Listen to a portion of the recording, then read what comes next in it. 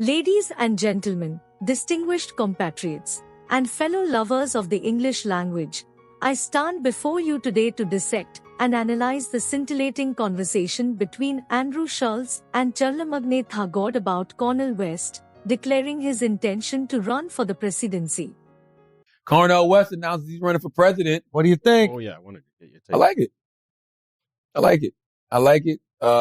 Cornell West is somebody who I've always appreciated. I love hearing him, regardless of what forum or platform he's on. He's always very objective. Cornell West has criticized Barack Obama just as much as he's criticized Donald Trump. Like, he cares about people. And when he says he's running for both truth and justice, I believe that. I truly, truly, wholeheartedly believe him. What do you say to the people that are saying this almost guarantees the Republican, whoever's running, they win? That they need a stronger candidate then, because he's running independently. You're saying he's running independently. I don't think he'll be able to raise enough money to be a factor. Probably won't.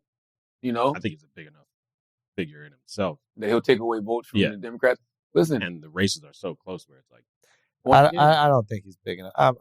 Maybe I'm wrong, but I don't think. But these elections are so narrow. That's what I'm saying. You know what I'm saying? Like, totally. So if he gets 30,000 votes, yeah, I hear you. Yeah, these are the same people who was worried about Kanye, legit worried about Kanye. Yeah, like legitimately. like I'm not telling you something I heard. I'm telling you something I know. I did hear it, but I heard it because they told me. Like, they were like legitimately worried about Kanye. So yeah, I can see Cornell West being a formidable one, but it's not just Cornell West out there. You got Cornell running as an independent. You got Marianne Williamson running as a Democrat. You got Bobby Kennedy Jr. And Biden isn't a super strong. He hasn't proven himself to be a super strong president, even with a lot of the stuff that he's gotten done. People don't with Joe Biden like that. What do you think? What do you think happens? Like, who do we vote for? But I mean, like, anybody running Democratic, the DNC is going to be like, shut if it down. Biden wants to run again, they're going to shut it down. I don't think it matters. So really, the only people who can affect it is somebody running as an independent. If any of those people get on the ballot, which they will, the Marianne Williamsons of the world, Bobby Kennedy Jr., they're going. Yo, Bobby Kennedy Jr. is kind of a wild boy, huh? I don't know nothing about him. He's kind of a wild boy. Well, you know so? I haven't heard anything about him. Yeah, I think he's a wild boy. Why? He's like, COVID is a hoax. He said that? I think he's that kind of wild boy. Oh, allegedly. Yeah. Yeah, I'm not mad at Cornell West running. I actually think I think it's cool. And I think that, even though he's not running as a Democrat, I think the DNC should have a primary, because we need to see if President Biden's ideologies hold up now. But why would the Democrats allow the democratic process to happen within their party? Because people are going to. Yeah, you're not thinking. You're not thinking straight. You're right. How would they let the people decide who the president was going to be? Well, Democrats would never do that. You're right. But people. Here's the thing: whether y'all do the primary or not. It's so funny that like Democrats make this big deal about when Republicans do the gerrymandering, and it's like superdelegates is gerrymandering.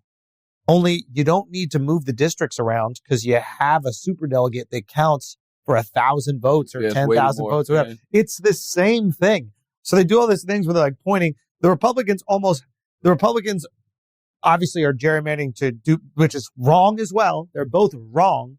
But the idea that they would point fingers and be like, you see what they're doing? They're creating an unfair advantage, stripping your democratic process while they're doing the exact same thing. Yeah.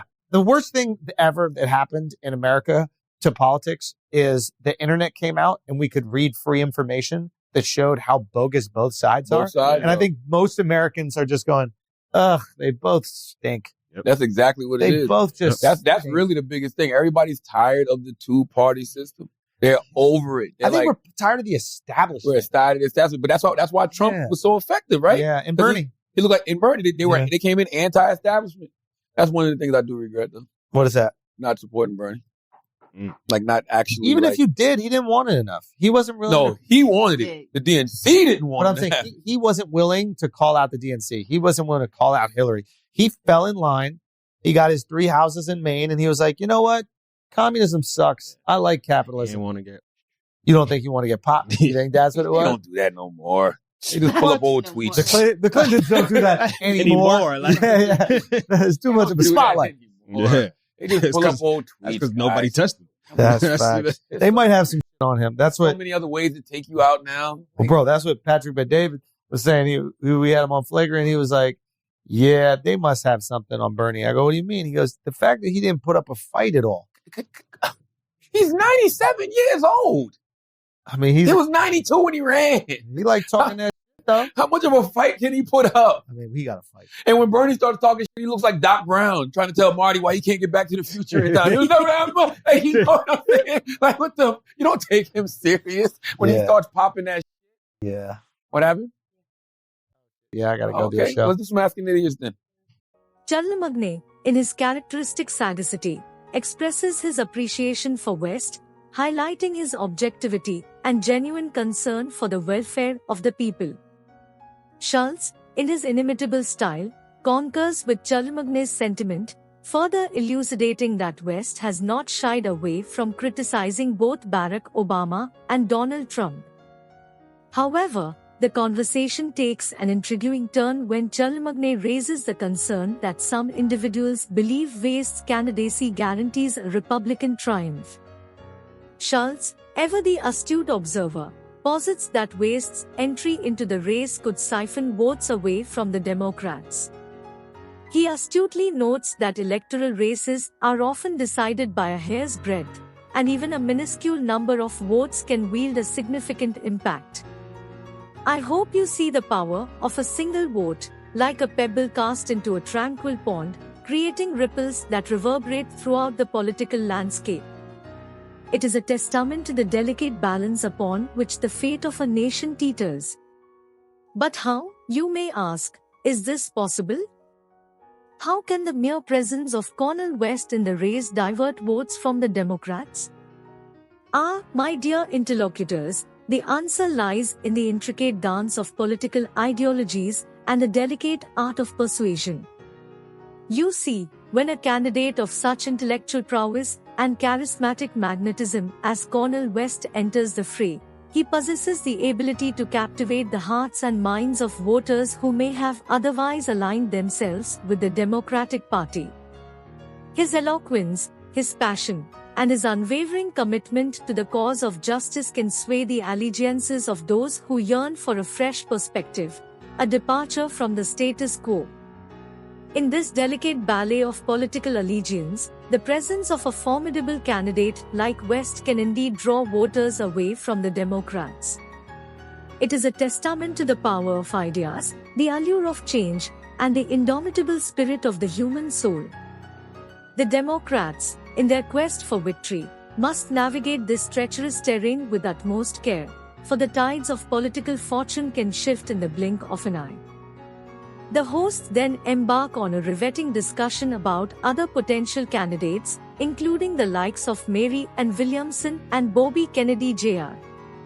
They astutely observe that the Democratic National Committee, DNC, is unlikely to permit a primary, as they are loath to relinquish control over the electoral process.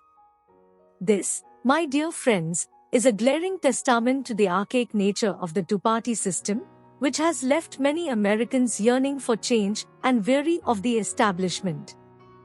In their intellectual discourse, Schulz and Charlamagne draw attention to the fact that Bernie Sanders, a paragon of anti-establishment fervor, was able to make a resounding impact during his campaign. However, Charlamagne laments his own lack of support for Sanders and expresses disappointment that the senator did not vociferously call out the DNC for its machinations. The conversation takes a somber turn as the hosts acknowledge the heightened scrutiny that politicians face in the age of the internet. They astutely recognize that there are myriad ways to dismantle a political career, and thus, politicians must exercise utmost caution in their actions and utterances.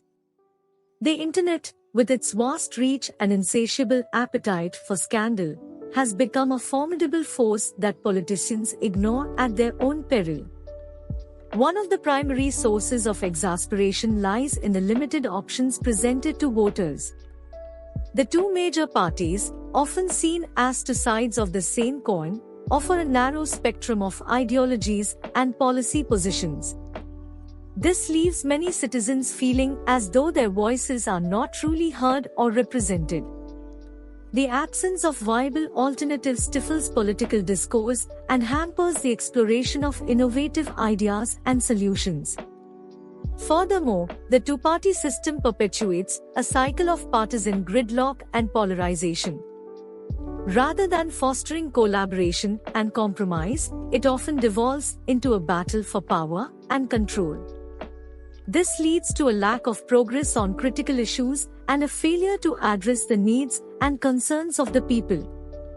The constant bickering and ideological clashes between the two parties only serve to deepen the divide and exacerbate societal tensions. Moreover, the two-party system tends to favor the entrenched establishment and marginalize emerging voices. The dominance of the two major parties creates significant barriers for independent candidates and third-party movements, making it exceedingly difficult for them to gain traction and compete on an equal footing. This lack of diversity and competition hampers the democratic process and limits the range of perspectives and ideas that can shape public policy. The frustration with the two-party system is not a recent phenomenon. Throughout history, there have been numerous calls for reform and a reimagining of the political landscape. However, breaking free from the grip of the two-party system requires a collective effort and a willingness to challenge the status quo. To address this exasperation, it is crucial to explore alternative electoral systems that promote greater inclusivity and representation. Proportional representation, for example, allows for a more accurate reflection of the electorate's preferences by allocating seats in proportion to the number of votes received by each party. This system encourages the emergence of multiple parties and fosters a more diverse and dynamic political landscape. Additionally, campaign finance reform is essential to level the playing field and reduce the influence of money in politics. By implementing stricter regulations on campaign contributions and expenditures, we can mitigate the undue influence of wealthy donors and special interest groups, allowing for a more equitable and transparent electoral process. Furthermore, fostering a culture of political engagement and civic participation is crucial in challenging the dominance of the two-party system.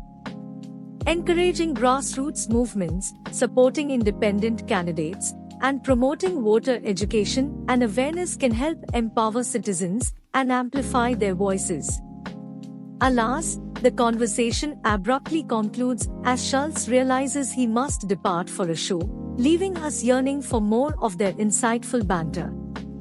In summation, the hosts unequivocally express their support for Cornell West's audacious bid for the presidency, recognizing the potential impact his candidacy could have, even if victory eludes him.